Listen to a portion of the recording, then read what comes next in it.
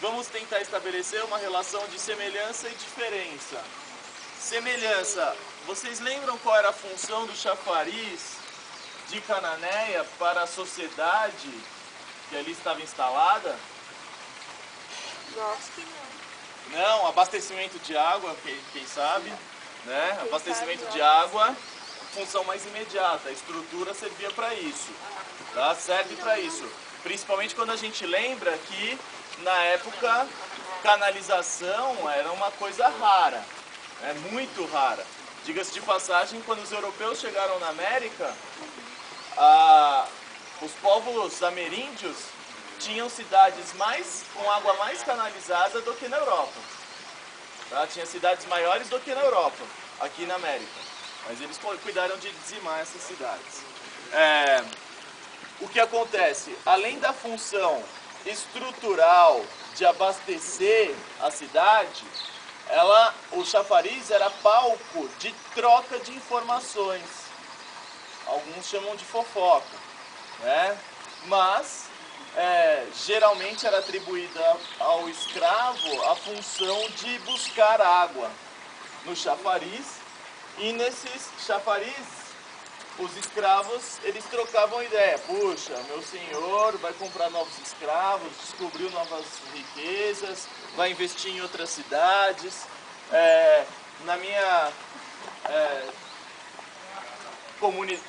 Dentro do meu grupo de escravos teve tal falecimento. Era uma situação como essa. Se por um lado os escravos trocavam ideias nos chafarizes, por outro, aonde a elite trocava ideia nesse período da mineração? Na igreja, perfeito, tá? Então o que a gente pode verificar é que uma sociedade desigual projeta um espaço desigual. Será que isso está presente até os dias atuais? A desigualdade social se refletindo na desigualdade espacial? Sim. Sim, né? Você pode identificar lugares onde a elite troca ideia e onde a periferia troca ideia? Sim? São canais diferentes. De maneira mais imediata para vocês, talvez isso fique evidente em algumas baladas, se vocês me permitem dizer. Não raras vezes o osasquense não quer ir em baladas em Osasco e quer ir em baladas na Mesopotâmia paulistana, entre Marginal Pinheiros e Marginal Tietê, leia-se Vila Madalena, Vila Olímpia e derivados. Então, existe uma fragmentação, uma divisão espacial que é reflexo dessa divisão social. E isso você vê até nas residências em São Paulo. No caso, você tem um bairro popular do lado de um bairro elitizado. O bairro popular servindo o bairro elitizado. Na ocasião, não haviam aglomerados tão grandes, de pessoas. Resultado, a divisão ela muitas vezes era na própria residência. Um ambiente para os escravos e um ambiente para os donos dos escravos. Tá? Não havia tanto esse urbano tão intenso. Tá? Embora a ideia de se morar nas cidades tenha nascido aqui na mineração no século XVIII. Tá? Até então, as atividades econômicas dominantes na colônia brasileira eram no campo. Tá? A primeira vez que a elite vai se instalar na cidade vai ser a partir da mineração.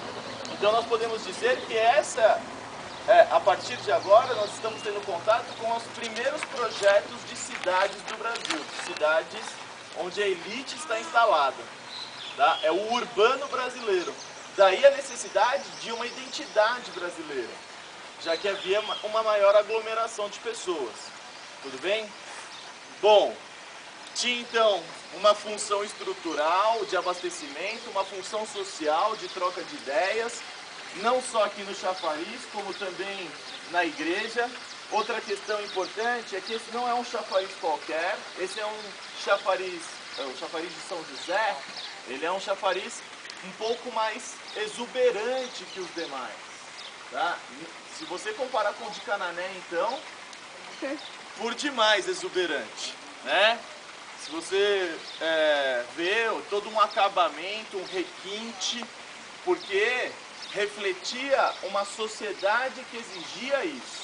A sociedade aurífera, ela tinha muito recurso financeiro, e isso você vai constatar nos patrimônios históricos a partir da robustez desse patrimônio arquitetônico que nós vamos ter hoje em dia, tá? Outra questão importante, na verdade duas, tá? Primeiro, eu gostaria que vocês despertassem a sensibilidade de vocês para contrastar quais atividades econômicas são oferecidas aqui. Alguém já pode me citar algumas que observou através das placas aqui? Turismo, só que o turismo envolve várias atividades. Quais são essas atividades que nós podemos relacionar com o turismo? Transporte, o cara tinha uma carroça. Um transporte turístico, né? Ok. Ateliês, né? Para venda de artesanatos, restaurantes, pousadas. Perfeito, adorei isso, tá, gente? Então a gente tem aí um serviço para apresentar a cidade ali na praça. Não sei se vocês chegaram a passar na praça municipal. Ali vocês vão ver uma... Não, é uma praça que a gente provavelmente vai ter o ponto de encontro. Ah, da pracinha lá embaixo dos cavalinhos? Sim. Ah, estavam lá? Então, aí com aqueles cavalinhos, a estrutura para apresentar a cidade, restaurantes, pousadas, ateliês. O que eu gostaria que vocês tentassem registrar é um conjunto arquitetônico, todo ele voltado para essa atividade.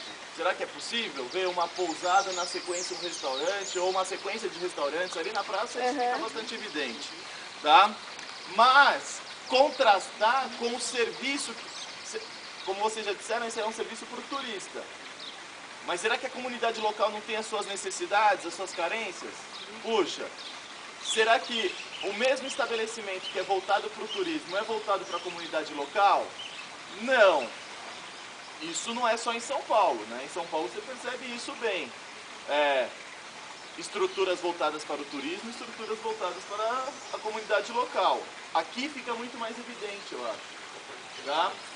Porque quem chega aqui, chega com ambições culturais e com recursos para ter essas ambições culturais. Não é qualquer um que tem essa ambição. Você está aqui, certamente é porque você tem o privilégio de conviver em ambientes que te estimulem a se interessar por isso. Agora, o morador daqui, ele não tem o recurso para consumir a mesma coisa que você. Então ele vai ter que consumir em outras estruturas. Então tentar localizar uma padaria, tá? Ou uma estrutura que evidentemente, por exemplo, uma oficina de bicicletas, estruturas voltadas para a comunidade local e contrastar, puxa, será que o serviço é o mesmo? A qualidade é a mesma? O preço é o mesmo? Tá? Para poder diferenciar isso. Afinal de contas, não raras vezes você vai ter outra oportunidade de sair da sua cidade,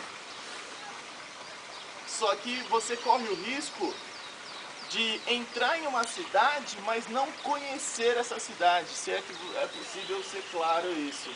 Você vai conhecer o quê? A infraestrutura turística da cidade, mas você não vai ter contato com, vamos dizer assim, o espírito da cidade ou o verdadeiro ser da cidade, que são os locais. Tá bem? Então essa é uma questão que eu gostaria que vocês observassem aqui. Diferenciar aí a estrutura voltada para a cidade e voltada para os turistas, comparando, tá? Outra questão é que esta é uma cidade atípica, bastante privilegiada no que se refere à preservação do seu patrimônio. Por quê? Porque existem interesses empresariais nesse sentido, tá? A Rede Globo é uma das principais responsáveis pela manutenção da preservação do patrimônio histórico.